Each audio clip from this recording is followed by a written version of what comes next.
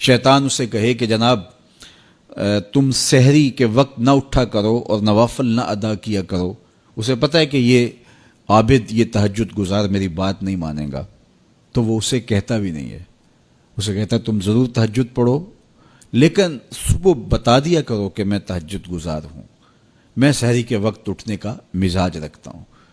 تو وہ اسے ریا میں مبتلا کرے گا. ایک شخص جس کی طبع میں فیاضی گندی ہے، سخاوت اس کے وجود میں شامل ہے، اس کی مٹی اور خمیر میں رکھی گئی ہے، اب شیطان اس کو کہے کہ تو بخل کر، تو وہ کبھی بھی شیطان کے کہنے سے بخل پر آمادہ نہیں ہوگا. تو شیطان اس کو یہ زحمت دیتا بھی نہیں، اس کو فضول خرچی کی طرف آمادہ کرے گا. ایک شاعر جس کی طبع میں لطافت ہے، نرمی ہے، رفق ہے، وہ شاخ سے ٹوٹتے ہوئے پھول کو بھی گوارا نہیں کر سکتا، تو شیطان اس کو کہے کہ تم کسی انسان کو قتل کر دو، تو کیا ایک شاعر سے ممکن ہے کہ وہ کسی کی گردن کاٹ دے؟ وہ تو شاخ سے پھول جب توڑ نہ سکے. کیا کہا تھا کہ قتل کے حادثے سے کم نہیں شاخ سے گل کا جدا ہونا.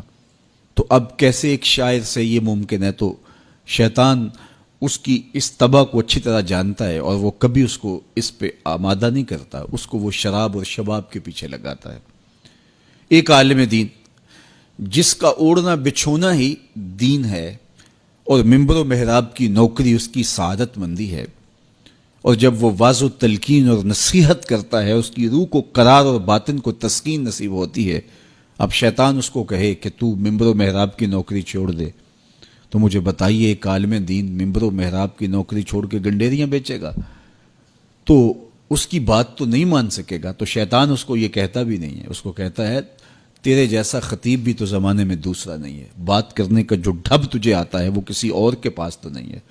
جتنا علم تیرے پاس ہے، صغرے کبرے ملانے کا جو فن تو جانتا ہے، لفظوں کی کھال ادھیڑنے کا مزاج جو تیرے پاس ہے، علمی منہ شگافیاں اور دقائق کا جو علم تیرے پاس ہے وہ کسی اور کے پاس بھلا کب ہے؟ تو وہ اس کو تکبر میں مبتلا کر کے اس کی متاع زندگی کو لوٹنے کی کوشش کرتا ہے. تو اس کے وار ہیں، اس کے حملے ہیں، اس کے جال ہیں جو پھیلا کر کے اس دام تزویر کے اندر لوگوں کو پھانس لیتا ہے.